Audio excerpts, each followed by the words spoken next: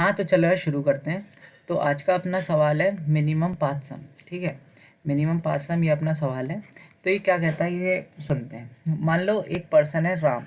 ठीक है, एक पर्सन है राम, वो 0,0 पे खड़ा है, 0,0 पे खड़ा है और उसे n-1 m-1 पे जाना है। मतलब वो यहाँ पे खड़ा है और उसे यहाँ पे पहुँचना है। ठीक है, अब उसके पास किसी भी सेल पे सेल है, मान लो कोई भी सेल है i, j। ठीक है, ये रो है और ये कॉलम है। ठीक है, तो उसके पास दो रास्ते हैं जाने की। या तो वो डाउन चला जाए, लेट से वो i+1, j पे चला जाए। ठीक है, या तो वो i, j+1 पे चला जाए। इसका मतलब क्या है, इसका मतलब देख लेते हैं। लेट से तुम 5 पे खड़े हो, लेट से तुम 5 पे खड़े हो, तो तुम्हारे पास 5 से दो रास्ते हैं जाने की। या तो भाई तुम नीचे चले जाओ या तो तुम राइट चले जाओ। ठीक है, अब ऐसे ही तुम 1 पे खड़े हो, लेट से यहाँ खड़े हो, तो तुम्हारे पास दो रास्ते हैं। या तो ऐसे चले जाओ राइट में 1 से 5 चले जाओ, या तो 1 से 4 चले जाओ। ठीक है, अब यहाँ देख लेते हैं, ये एक थोड़ा स्पेशल सीन है तो यहाँ देख लेते हैं। तुम यहाँ से कहाँ जा सकते हो, यहाँ से भी दो रास्ते हैं, या तो नीचे चले जाओ या तो राइट में। पर राइट में कुछ है नहीं तो तुम इधर जा नहीं सकते। ठीक है, तो इसलिए अगर तुम किसी भी एंडिंग ऑफ अ मैट्रिक्स पे हो, अगर तुम लास्ट रो में हो या लास्ट कॉलम में हो, अगर लास्ट कॉलम में हो तो तुम राइट नहीं जा सकते, अगर लास्ट रो में हो तो तुम डाउन नहीं जा सकते। ठीक है, तो ये कंस्ट्रेंट है। और और करना क्या है, मिनिमम पाथ सम फाइंड करना है। लेट से उसने पाथ ये वाला ट्रेवर्स किया, ये वाला ट्रेवर्स किया उसने पाथ। ठीक है, एक ये पाथ हो गया, एक यार ये भी पाथ हो गया कि वो डाउन डाउन गया, उसके बाद यहाँ से वो राइट राइट चालू कर दिया। एक ये पाथ हुआ, एक ये पाथ हुआ। तो जितने भी पाथ होंगे, जितने भी पाथ होंगे उन सबका सम लेते चलना। जैसे इस पाथ का सम होगा 1+3+1+1 विच इज़ 7, तो एक पाथ का सम होगा 7। इस पाथ का सम देखते हैं कितना होगा, 4+2 6 7 8 और 9। इस पाथ का सम होगा 9, जो ये वाला पाथ है।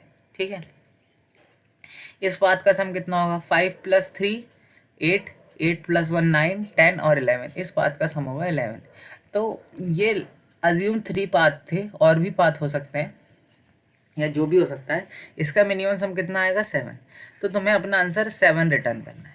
ठीक है, तो ये देख सकते, तो ये देखते हैं कैसे होगा। तो देखो, अब चलो केस बनाते हैं। ठीक है, लेट्स से तुम किसी i, j पे थे। ठीक है, तो तुम्हारे पास कितने रास्ते, तुम्हारे पास दो रास्ते, i+1 पे जाओ या i+1 नीचे चले जाओ या राइट चले जाओ। ठीक है, यही दो रास्ते थे और तो कोई रास्ता नहीं था। यहाँ से देखो, यहाँ से कितने रास्ते, यहाँ से भी दो रास्ते। i+2, j पे चले जाओ। ठीक है, या i+1, j+1 पे चले जाओ, डाउन या राइट। सेम सीन यहाँ है, यहाँ पे भी दो रास्ते, डाउन या राइट। डाउन जाओगे तो भैया i+1, j+1, और अगर राइट जाओगे तो i, j+2। ठीक है, फिर यहाँ से भी दो रास्ते, यहाँ से भी दो रास्ते, और ऐसे सबके लिए। ठीक है, तो देखो ये जो अपन ने चीज़ बनाई, मतलब ये एक तरीके का डायग्राम बनाया जो शो कर रहा है कि कितनी पॉसिबिलिटी है हमारे पास। तो इसमें देखो ब्रांचिंग हाई है, ब्रांचिंग हाई है। ठीक है, ब्रांचिंग हाई है। जब ब्रांचिंग हाई है किसकी फील आएगी, रिकर्जन की। अब भैया रिकर्जन में हमने समझा था अगर रिकर्जन लगाना है तो उसके लिए कंडीशन होती है। रिकर्जन की क्या कंडीशन होती है, लेट से ये प्रॉब्लम है 1, ये कोई प्रॉब्लम है, लेट से कोई P1 प्रॉब्लम है। ठीक है, ये दो प्रॉब्लम पे डिपेंड कर रही है या तीन प्रॉब्लम पे डिपेंड कर रही है, लेट से P2 P3 और P4। ठीक है, तो रिकर्जन कहता है अगर इन तीनों प्रॉब्लम को सॉल्व कर लो। कैसे कर लो वो नहीं जानता, हम अगर कह रहे हैं कि कैसे भी कर लो, P2 P3 और P4 को सॉल्व कर लो, और इन तीनों का जो सॉल्यूशन है उसकी मदद से अगर तुम इसका सॉल्यूशन फाइंड कर सकते हो तो यार रिकर्जन लगाओ डेफिनेटली। ठीक है, ये रिकर्जन कहता है। तो देखते हैं तो देख रहे हैं, अब मान लो i, j था, उससे दो रास्ते थे, या तो i+1, j पे चले जाओ या तो i, j+1 पे चले जाओ। ठीक है, अब इसका मतलब क्या था, इसका मतलब था i, j से n-1, m-1 जाने में जो मिनिमम सम होगा वो यहाँ आएगा, वो यहाँ आएगा। तो इसका मतलब होगा कि i+1, j से यहाँ तक जाने का मिनिमम सम क्या होगा। ठीक है, ये लेट से 8 हुआ, ये लेट से 8 हुआ, और ये लेट से 9 हुआ। ठीक है, तो आई कॉमा जे से दो पाथ थे, तो तुम भैया यहाँ खड़े थे, ये पॉइंट था आई कॉमा जे, ठीक है, और ये था n-1 कॉमा m-1, ठीक है। अब तुम्हें क्या कह रहा है, यहाँ से दो पाथ थे, ठीक है। पहला पाथ i+1 कॉमा जे के थ्रू जाता था, i+1 कॉमा जे के थ्रू जाता था। दूसरा पाथ जाता था i कॉमा j+1 के थ्रू, ठीक है। ये दो पाथ थे। इस पाथ का सम 8 था, इस पाथ का सम 9 था, ठीक है। और तुम्हें मिनिमम पाथ सम चाहिए, मिनिमम पाथ सम चाहिए। तो तुम क्या करोगे भाई, ऑब्वियस सी बात है, मैं छोटे वाले पाथ से जाऊँगा, छोटे वाले पाथ से जाऊँगा, ठीक है। अब तुम छोटे वाले पाथ से जाओगे तो तुम ये पिक करोगे, ठीक है। अब तुमने ये था i+1 से i+1 कॉमा जे से n-1 m-1, तुम कहाँ से चल रहे हो, तुम चल रहे हो i कॉमा जे से। तो यार ये वैल्यू भी तो अपने पाथ में ऐड करोगे, तो 8 तो यही वैल्यू थी, और इसकी वैल्यू क्या होगी, mat of i comma J, mat of i comma J. तो तुम्हारा टोटल आंसर कितना हो जाएगा, mat of i comma J plus the minimum of both the childrens, ठीक है, जो भी है इस केस में वो 8 हो जाएगा, ठीक है। तो ये तुम्हारा सॉल्यूशन हो गया, ये तुम्हारा सॉल्यूशन हो गया। तो तुमने इन दो प्रॉब्लम को सॉल्व करके इस प्रॉब्लम को सॉल्व कर लिया ना, ठीक है। रिकर्जन लगाओ, कोई दिक्कत नहीं होगी, सही चलेगा, ठीक है। तो अब तुम्हें रिटर्न क्या करना है भैया, हमें सम ऑफ अ पाथ रिटर्न करना है, ठीक है। तो सम ऑफ अ पाथ किस टाइप की वैल्यू, इंटीजर टाइप की ना, तो लिखो फिर इंटीजर टाइप की वैल्यू रिटर्न करनी है। फंक्शन का नाम दे दो, मैं दे रहा हूँ मिनिमम सम, तो मैं तुम जो चाहे वो दे दो, ठीक है। अब देखो स्टेट क्या चेंज हो रही है, मतलब तुम्हें क्या क्या ज़रूरत पड़ रही है फाइंड करने की। तुम्हें यार ये ज़रूरत पड़ रही है कि तुम कहाँ खड़े हो, तुम कहाँ खड़े हो, तुम कहाँ खड़े हो। ये दो वेरिएबल डिफाइन करते हैं मैट्रिक्स में, आई और जे दो वेरिएबल डिफाइन करते हैं। तो इसलिए मैं दो वेरिएबल दे रहा हूँ, इंट आई और इंट जे, ठीक है। और भाई इंट आई कॉमा जे पे वैल्यू भी चाहिए मुझे, वो कौन देगा, वो मुझे मैट्रिक्स दिलवाएगी। तो मैं और एक दे दे रहा हूँ पैरामीटर मैट्रिक्स, ठीक है। ये मैं दो पैरामीटर दे दे रहा हूँ, ये 3 पैरामीटर दे दे रहा हूँ, ठीक है। अब देखो, अगर तुम्हारा जो आई है, अगर तुम्हारा आई है वो डबल इक्वल टू डेस्टिनेशन हो गया, तो इसका मतलब तुम डेस्टिनेशन पे खड़े थे, डेस्टिनेशन पे खड़े थे, so you have reached your destination. तो तुम आगे ट्रैवल नहीं करोगे, तो तुम क्या रिटर्न कर दोगे, तो तुम रिटर्न कर दोगे मैट्रिक्स ऑफ आई कॉमा जे, कि भैया मैं डेस्टिनेशन पे पहुंच गया, ठीक है। बस बात खत्म हुई। अब देखो, अगर अब तुम last row of a matrix में हो, अगर ये तुम्हारी एक मैट्रिक्स है और अगर तुम लेट से यहाँ हो, ठीक है, लास्ट रो में हो, तो तुम नीचे नहीं जा सकते। तो तुम्हारे पास क्या ऑप्शन बचा भाई, तुम सीधे ही चलोगे, तुम सीधे ही चलोगे, ठीक है, अकॉर्डिंग टू द कंस्ट्रेंट। तो क्या कहोगे, अगर तुम लास्ट रो में हो, अगर तुम लास्ट रो में हो, तो तुम्हारे पास नीचे जाने का कोई ऑप्शन नहीं है, तुम्हें राइट ही जाना पड़ेगा, तुम्हें राइट ही जाना पड़ेगा। तो तुम रिटर्न क्या करोगे, रिटर्न ऑफ मिन सम ऑफ राइट जाना है ना, तो आई कॉमा जे प्लस 1, ठीक है, sorry I comma J comma matrix, ठीक है। ये और ये जो जहाँ पे खड़े थे वो पाथ का सम और इंक्लूड होगा, तो plus matrix of I comma J, ठीक है, ये हो गया। अगर तुम लास्ट कॉलम में हो, अज्यूम कर लो यहाँ हो, तो तुम इधर नहीं जा सकते, तुम्हें ये जाना वैलिड ही नहीं है, तो तुम नीचे ही जा सकते हो। तो तुम क्या कहोगे, भैया अगर मेरा जो जे है, अगर मेरा जो जे है वो आखिरी कॉलम हो, तो भैया मेरे पास कोई ऑप्शन नहीं है, मैं नीचे ही जा सकता हूँ। तो तुम रिटर्न क्या करोगे, रिटर्न करोगे min sum of i+1 comma J comma mat, ठीक है। और जो वैल्यू थी वो भी अपने पाथ में इंक्लूड करोगे, तो plus matrix of I comma J, ठीक है। अगर अब तुम बीच में हो, अगर अब तुम लेट से यहाँ पे हो कहीं बीच में, तो तुम्हारे पास दो ऑप्शन है, या तो भाई तू नीचे चले जा या तो तू राइट चले जा, ठीक है। तो अब मैं ए में स्टोर करा रहा हूँ कि अगर मैं राइट जा रहा हूँ, अगर मैं राइट जा रहा हूँ वो मैं ए में स्टोर करा रहा हूँ। तो उसके लिए क्या लिखूँगा, तो लिखूँगा मिन सम ऑफ, मुझे कहाँ जाना, राइट में ना, min sum of I comma J plus 1 comma mat, ठीक है। अगर मुझे नीचे जाना है तो मैं क्या लिखूँगा, इंट बी इक्वल टू ये ए और बी में मैं दो स्टोर करा रहा हूँ वैल्यूज़, ठीक है। तुम चाहो मत कराओ, कोई फ़र्क नहीं पड़ता। तो वो कहाँ चला जाएगा, वो चला जाएगा i+1 comma J comma mat, ठीक है। और मैंने बताया था यार, अब तुम्हारे पास आई कॉमा जे से दो पाथवे हैं, ठीक है, दो पाथवे हैं। पहला पाथवे राइट जाके, दूसरा पाथवे डाउन जाके। तो अब तुम्हें मिनिमम फाइंड करना है, तो तुम इन दोनों का मिनिमम फाइंड करोगे और जो मैट्रिक्स आई कॉमा जे पे वैल्यू थी वो और ऐड करोगे, ठीक है। तो तुम क्या करोगे तो तुम फाइंड करोगे इसका मिनिमम, तो तुम फाइंड करोगे minimum of A comma B, ठीक है।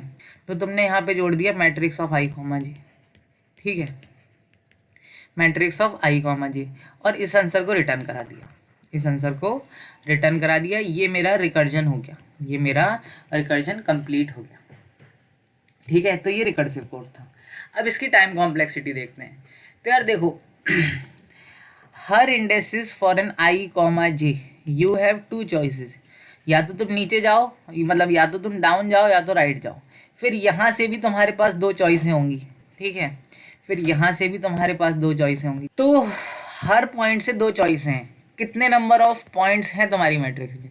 तुम्हारे पास n क्रॉस m पॉइंट्स हैं, n क्रॉस m पॉइंट्स हैं। हर के लिए दो पॉसिबिलिटी हैं। तो टोटल कंप्यूटेशन कितनी हो जाएंगी? 2 की पावर m क्रॉस n, 2 की पावर n क्रॉस n, ठीक है। तो ये इसकी क्या हो जाएगी? Time complexity. यार ये n क्रॉस m बहुत होता है, 2 की पावर n ही बहुत होता है, तुमने यहाँ पे n क्रॉस m और कर दिया, ठीक है। तो अगर लेट से तुम्हारी 5 क्रॉस 5 की भी मैट्रिक्स हुई ना, चलो ये तो ज़्यादा बड़ी मैट्रिक्स हुई, 3 क्रॉस 3 की मैट्रिक्स हुई जो ये थी, तो इसके लिए तुम्हें कितनी कंप्यूटेशन करनी पड़ेगी? 2 की पावर 9, 2 की पावर 9। तो ये बहुत ज़्यादा होता है, ठीक है, फॉर अ 3 क्रॉस 3 मैट्रिक्स। अगर तुम्हारी 10 क्रॉस 10 मैट्रिक्स हुई तो भैया 2 की पावर 100 कितना होता है? तुम कैलकुलेट कर लेना, ये बहुत होती है कॉम्प्लेक्सिटी, ठीक है। तो अब इसे कम करने का ट्राई करते हैं। तो एक चीज़ देखो, जब मैं आई कॉमा जे से चालू किया था, ठीक है, तो एक ये आया था मेरे पास, ठीक है, कि i+1 कॉमा j+1 से n-1 m-1 तक क्या होगा आंसर। और फिर ये प्रॉब्लम दोबारा रिपीट करी थी यहाँ पे, ठीक है। तो मुझे ये प्रॉब्लम 2 बार सॉल्व करनी पड़ गई, तो अब क्या हुआ, जब 2 बार प्रॉब्लम सॉल्व करी तो इनका रिकर्जन ट्री सेम बनेगा ना इसके आगे। जब भाई तुम एक पॉइंट पे खड़े और तुम्हारे पास दो रास्ते हैं जाने के लिए और पॉइंट अगर सेम है तो आंसर सेम ही आना है, तो मैं बार बार क्यों कंप्यूट करूँगा? मैं क्या करूँगा, एक बार कंप्यूट करूँगा और उसे स्टोर करा लूँगा, ठीक है, उसे किसी जगह स्टोर करा लूँगा और जब ज़रूरत पड़ेगी तो उसका दोबारा यूज़ कर लूँगा, ठीक है। मैं फालतू ये जो रिकर्जन, मान लो मैं फालतू ये रिकर्जन ट्री दोबारा नहीं बनाने वाला, बस एक बार इसके लिए कैलकुलेट कर लूँगा। फिर ये प्रॉब्लम यहाँ काउंटर हुई तो जो ये इसका रिकर्जन ट्री था, ठीक है, इतनी सारी कंप्यूटेशन मेरे लिए बच जाएंगी। तुम्हारी कितनी स्टेट वेरिएट करनी है? तुम्हारी स्टेट है कोई पॉइंट इन अ मैट्रिक्स, वो कैसे डिफाइन होगा? आई और जे से, ठीक है। तो तुम्हें दो वेरिएबल चाहिए फॉर डिफाइनिंग अ स्टेट, ठीक है। तो तुम एक डीपी बनाओ n क्रॉस m की, ठीक है, ये डीपी बनाओ, ठीक है, ये डीपी बनाई। अब इसमें सारे एलिमेंट -1 से इनिशलाइज करा दिए। इसका मतलब क्या है कि अगर मेरा एलिमेंट -1 है तो इसका मतलब ये है कि उसे कंप्यूट नहीं किया गया है, तो मैं उसकी कंप्यूटेशन करूँगा रिकर्जन से ही। अगर वो -1 नहीं है तो इसका मतलब वो कहीं ना कहीं पहले ही कंप्यूट हो चुका है, तो मैं वो वैल्यू रिटर्न करा दूंगा, ठीक है। तो सबसे पहले क्या होगा? सबसे पहले कंप्यूटेशन नहीं हुई होगी डीपी ऑफ आई कॉमा जे की, तो वो करा लेते हैं। तो मैं यहाँ क्या लिखूँगा? मैं लिखूँगा कि जो भी तुमने आंसर कैलकुलेट किया उसे स्टोर करा लो, उसे डीपी ऑफ आई कॉमा जे में स्टोर करा लो, ठीक है, ये मैं यहाँ लिखूँगा, ठीक है। और उसके बाद उस आंसर को रिटर्न कर दूँगा। यही चीज़ मैं यहाँ लिख देता हूँ, ठीक है।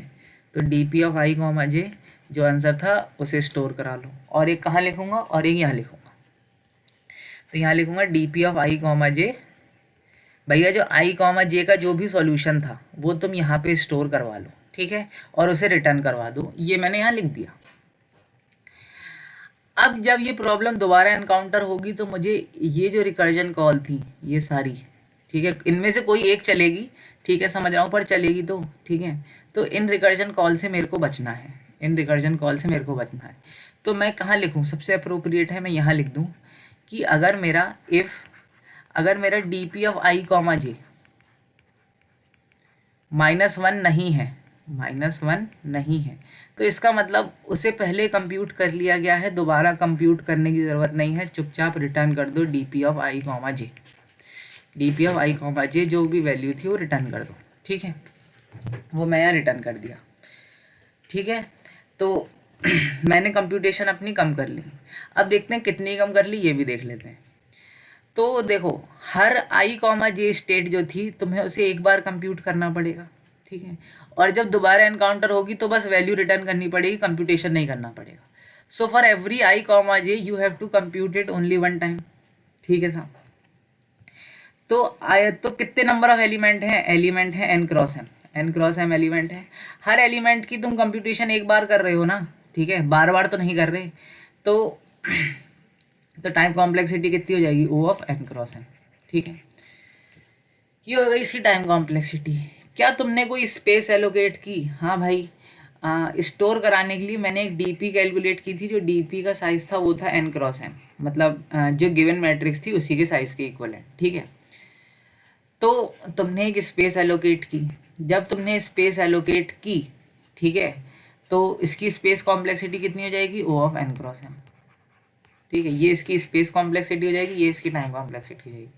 तो 2 की पावर n क्रॉस m से, ठीक है, तुमने कैसे भी जादू करके ये 2 गायब कर दिया, तो इसकी कॉम्प्लेक्सिटी कितनी रही, O of n cross m। तो यार ये एक बहुत बहुत सही चीज़ है। अगर तुम्हारे पास 10 क्रॉस 10 मैट्रिक्स थी तो तुम्हें कितने करने पड़ते, 2 की पावर 100, है ना। और अब कितने करने पड़ेंगे, अब सिर्फ करने पड़ेंगे 100, ठीक है। तो 2 की पावर 100 कितना होता है और 100 का कंपैरिजन ये तुम खुद देख लेना, ठीक है। अगर अच्छा लगे तो please like share and subscribe करना यार। थैंक यू यार।